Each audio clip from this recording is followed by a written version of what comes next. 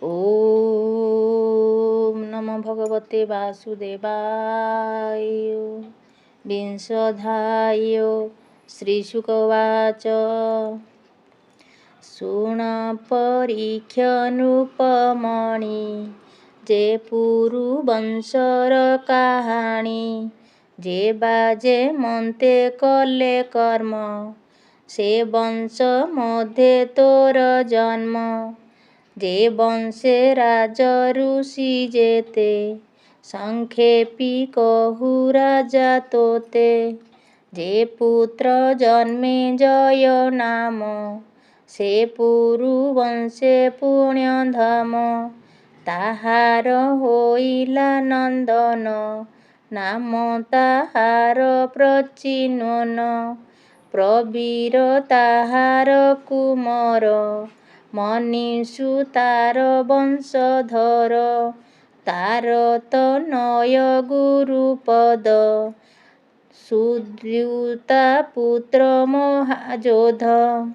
ତାର କୁମର ବହୁ ଗବ, ଯଜାତି ତାହାର ସମ୍ଭବ। ଅହଜାତି ତାର ସନ୍ତତି, ତହୁଁ ରୌଦ୍ରାଶ୍ୱ ଉତପତି। ରୌଦ୍ରାଶ୍ୱ ତାହାର ତନୟେ, ତାତହୁଁ 10 ପୁତ୍ର ହୁଏ। ଘୃତାଚି ଅପସରା ଗର୍ଭେ, ପୁତ୍ର ହୋଇଲେ ବହୁ ଭାବେ। କିଅବା କରିବା ଉପମ, ଶୁଣ ହେ ତାହାଙ୍କର ନାମ। ଋତେୟୁ ଋଷେୟୁ ଏବେନି, ସ୍ତଣ୍ଡିଳେୟୁ କୃତେୟୁ ଘେନି।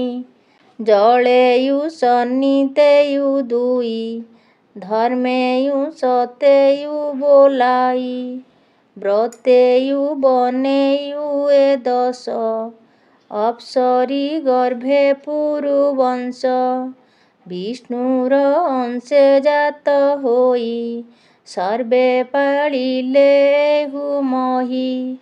ଋତେୟୁ ସୁତରନ୍ତି ଦେବ, ତହୁଁ 3 ପୁତ୍ର ସମ୍ଭବ।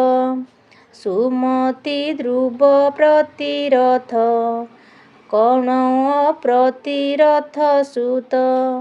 ତାର ତନୟ ମେଧାତିଥି, ପ୍ରସନ୍ନ ତାହାର ସନ୍ତତି।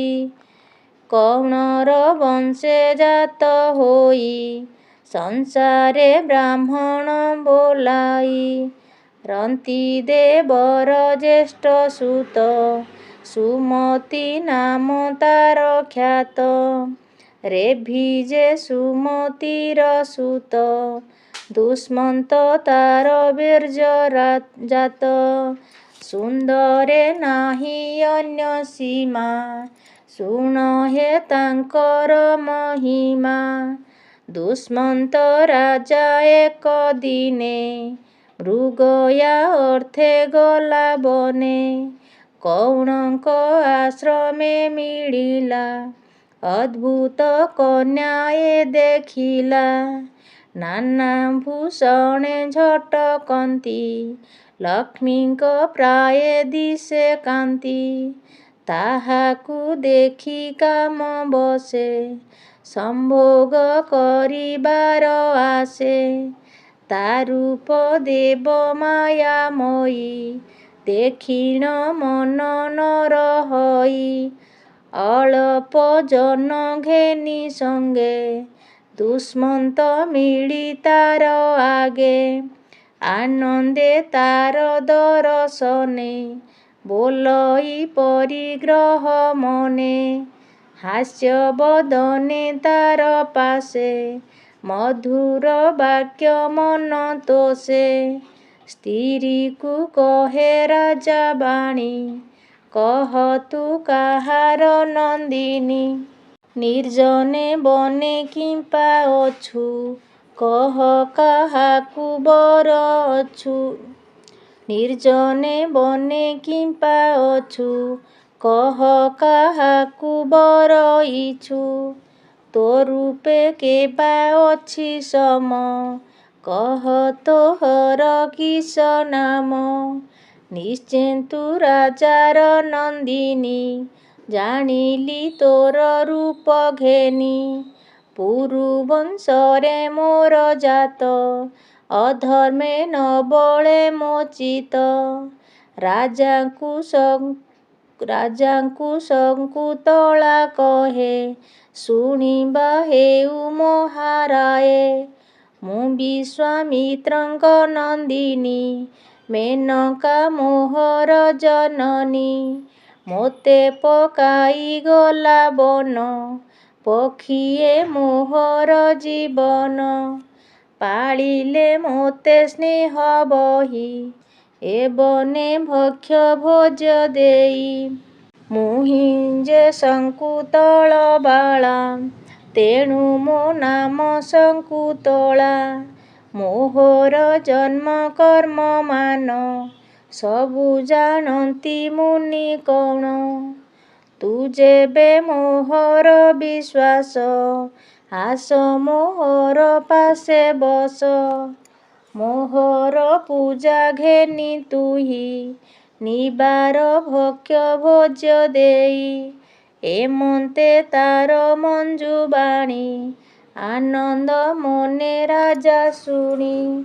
ତୁ ଜାତ କୁଶିକର ବଂଶେ, ତୋହର ଇଚ୍ଛା ମନ ତୋଷେ। ଯେବେ ବରିଲୁ ତୁହି ମୋତେ, ଏ ମୋର ସତ୍ୟ ବେଦ ମତେ। ଏମନ୍ତେ ସତ୍ୟତାକୁ କରି, ଗନ୍ଧର୍ବ ମୋତେ କନ୍ୟା ବରି। ସ୍ୱଭାବେ ପଣ୍ଡିତ ରାଜନ, ଜାଣଇ ସକଳ ବିଧାନ। ଗାନ୍ଧର୍ବ ବିବାହ ତା ସଙ୍ଗେ, ରାତ୍ରି ବଞ୍ଚିଲେ ନାନା ରଙ୍ଗେ। ଅମୋଘ ବୀର୍ଯ୍ୟ ତା ସ୍ୱଭାବେ, ରହିଲା ଶଙ୍କୁତଳା ଗର୍ଭେ। ପ୍ରଭାତେ ରାଜା ଗଲା ପୁର, ତାପରେ ଜନ୍ମିଲା କୁମର। ସେ ବନେ କୌଣ ଋଷି ଥିଲେ, ବିଧାନେ ଜାତ କର୍ମ କଲେ। ଯଦ୍ୟପି ଶିଶୁ ରାଜବଳା, ସ୍ୱଭାବେ ତେଜ ଅନର୍ଗଳା। ସିଂହଙ୍କୁ ବାମ ଭୁଜେ ଧରି, କ୍ରୀଡ଼ା କନ୍ଦୁକ ପ୍ରାୟେ କରି। ରଜୁନି ବେଶୀ ତାର ଗଳେ, କ୍ରୀଡ଼ା କନ୍ଦୁକ ପ୍ରାୟେ ଖେଳେ। ପୁତ୍ରର ଦେଖି ବାଳ ଲୀଳା, ଅତ୍ୟନ୍ତ ତେଜ ଅନର୍ଗଳା। ବିଷ୍ଣୁର ଅଂଶ ପ୍ରାୟ ମଣି, ତକ୍ଷଣେ ଋଷିଙ୍କ ଦୁଲଣୀ। ପୁତ୍ରର ହସ୍ତ ଧରି ବେଗେ, ମିଳିଲା ନିଜ ସ୍ୱାମୀ ଆଗେ। ରାଜା ଯେ ତାର ପୁତ୍ର ଦେଖି, ତକ୍ଷଣେ ବୁଜିବେନି ଆଖି। ପିତା ପୁତ୍ରକୁ ନ ଚିହ୍ନିଲା, ଭାବ ନ ଜାଣି ଉପେକ୍ଷିଲା। ତକ୍ଷଣେ ଆକାଶର ବାଣୀ, ସେଠାରେ ସର୍ବଲୋକେ ଶୁଣି। ଆତ୍ମାର ରୂପେ ପୁତ୍ର ଜାତ, ଏ ନିଶ୍ଚେ ତୋର ଦାରା ସୁତ। ଯେ ପୁତ୍ର ଜାତ ନିଜଠାରୁ, ଉଦ୍ଧାର କରେ ସେ ନର୍କରୁ। ତୁମ୍ଭେ କରିଛ ଗର୍ଭାଧାନ, ଏକଥା ନୁହଁଇ ଯେ ଆନ। ଆକାଶ ବାଣୀ ଶୁଣି କର୍ଣ୍ଣେ, ତକ୍ଷଣେ ରାଜା ତୋଷ ମନେ। ଆଶ୍ୱାସ କରି ପୁତ୍ର ନାରୀ, ଗୃହେ ସ୍ଥାପିଲା ଦଣ୍ଡଧାରୀ। ଏମନ୍ତେ ଦୁଷ୍ମନ୍ତର ଅନ୍ତେ, ସେ ରାଜା ହୋଇଲା ଜଗତେ। ପ୍ରତ୍ୟକ୍ଷେ ସେ ବିଷ୍ଣୁର ଅଂଶେ, ଶରୀରେ ବିଷ୍ଣୁ ତେଜ ଦିଶେ। ଚକ୍ର ଦକ୍ଷିଣ କରେ ଦିଶେ, ଚରଣେ କମଳ ପ୍ରକାଶେ। ତାହାକୁ ମିଳି ଋଷି ଯୁଥେ, ସଞ୍ଚିଲେ ଅଭିଷେକ ମତେ। ସେ ରାଜା ଅଭିଷିକ୍ତ ହୋଇ, ଧର୍ମେ ସେ ପୃଥିବୀ ପାଳଇ। ଭରଦ୍ୱାଜଙ୍କ ଆଦେଶରେ ସେ ରାଜା ଅଶ୍ୱମେଧ କରେ। 55 ଅଶ୍ୱମେଧେ କ୍ରମେ ସେ ଗଙ୍ଗା ତଟେ ସାଧେ। ଯଜ୍ଞରେ ବରି ଦ୍ୱିଜଗଣ ଅନେକ ଦେଲା ଧନ ଦାନ। ସେ ପୁଣି ଯମୁନାର ତୀରେ ଅଷ୍ଟସପ୍ତତି ଯଜ୍ଞ କରେ। ଅଗ୍ନିକୁ ବିଧିରେ ତୋଷିଲା, ବ୍ରାହ୍ମଣେ ଧେନୁ ଦାନ ଦେଲା। ହେମନ୍ତ ନୃପ ଏକାବେଳେ 733 ଯଜ୍ଞ କଲେ। 13,084 ଧେନୁ ଉତ୍ସର୍ଗୀ ବିପ୍ରେ ତୋଷି। ସହସ୍ର ସହସ୍ର ବ୍ରାହ୍ମଣ ଯଜ୍ଞେ ପାଇଲେ ଗୋରୁ ଦାନ। 14 ନିୟୁତ ଯେ ହସ୍ତୀ ସେ ଯଜ୍ଞେ ଦେଲା କନୃପତି। 33 ଶତ ଅଶ୍ୱ ଦେଲା, ପୁଣି ସେ ଦୁଷ୍ମନ୍ତର ବଳା। ଅନେକ ଦାନ ଯଜ୍ଞ ମୋତେ, ଧେନୁ କାଞ୍ଚନ ବସ୍ତ୍ର ଯୁକ୍ତେ। ଭରତ କର୍ମ କଲା ଯେତେ, ନୋହିବ ଭୂତ ଭବିଷ୍ୟତେ। ଭରତ ରାଜ୍ୟ ରାଜା କାଳେ, ପୃଥିବୀ ସ୍ୱର୍ଗ ଏକ ତୁଲେ। ସେ ପୁଣି ଦିଗ ବିଜେ କଲା, ଅନେକ ଶତ୍ରୁଙ୍କୁ ନାଶିଲା। କିରାତ ହୁନ ଯେ ଯବନ, ପୌଣ୍ଡ୍ରକଙ୍କ ରାଜାଗଣ। ଶକ ଖଗାଦି ମ୍ଳେଚ୍ଛ ଯେତେ, ସବୁ ଛେଦିଲା ଏ ଜଗତେ। ପୂର୍ବେ ଯେ ଦାନବ ସକଳେ, ଦେବଗଣଙ୍କୁ ଜିଣି ବଳେ। ଦେବାଙ୍ଗନାଙ୍କୁ ହରି ନେଇ, ପାତାଳେ ଲୁଚିଥିଲେ ଯାଇ। ଭରତ ସେମାନଙ୍କୁ ମାରି, ଦେବାସ୍ତ୍ରୀ ଗଣଙ୍କୁ ଉଦ୍ଧାରି। ପ୍ରଜାଙ୍କ ଅଭିଳାଷ ମାନ, ସମସ୍ତ କଲା ସମ୍ପାଦନ। ସପ୍ତବିଂଶତି ଯେ ସହସ୍ର, ବତ୍ସର ପାଳିଲା ସେ ଦେଶ। ଲୋକପାଳଙ୍କ ତୁଲ୍ୟ ଶିରୀ, ସର୍ବଦିଗରେ ତାର ପୁରୀ। ଏମନ୍ତେ କେତେ କାଳ ଅନ୍ତେ, ବୈରାଗ୍ୟ ଜନ୍ମିଲା ତା ଚିତ୍ତେ। ସୈନ୍ୟ ସମ୍ପତ୍ତି ଆତ୍ମା ପ୍ରାଣ, ସମସ୍ତ କଲା ମିଥ୍ୟା ଜ୍ଞାନ। ବିଷୟ ତୃଷା କଲା ତ୍ୟାଗ, ସକଳ ବିଷୟ ବୈରାଗ୍ୟ। ଏବେ ହୋ ଶୁଣ ନରନାଥ, ଭରତ ରାଜାର ଚରିତ। ତାହାର ପତ୍ନୀ 3 ଜଣ, ରୂପ ଲାବଣ୍ୟ ଗୁଣ ଧାମ। ସେ ନାରୀ ମଧ୍ୟେ 1 ଜଣ, ପ୍ରସବ କଲା କ ସନ୍ତାନ। ପୁତ୍ରଙ୍କୁ ଦେଖି ନରମଣି, ପତ୍ନୀଙ୍କୁ କହେ କଟୁ ବାଣୀ। ମୋହର ଅନୁରୂପ ସୁତ, ଏ ନୁହେଁ କହୁଛି ମୁଁ ସତ୍ୟ। ଅନ୍ୟ ଯେ 2 ରାଣୀ ଥିଲେ, କାଳେ ସେ ପୁତ୍ର ପ୍ରସବିଲେ। ପୁତ୍ରଙ୍କୁ ଦେଖି ଦଣ୍ଡଧାରୀ, କଟୁ କହିଲା ପୂର୍ବ ପରି। ବ୍ୟଭିଚାରିଣୀ ଭୟେ ନାରୀ, ବାଳପୁତ୍ରଙ୍କୁ ବଧ କରି। ଦେଖି ସେ ରାଜା ବଂଶ ହତ, ଅତ୍ୟନ୍ତ ହୋଇଲା ଦୁଃଖିତ। ମୋହର ଅନୁରୂପ ପୁତ୍ର, କେଉଁ ଉପାୟେ ଦେବ ଜାତ। ଏମନ୍ତ ମନେ ବିଚାରିଲା, ମାରୁତ ସୋମ ଯାଗ କଲା।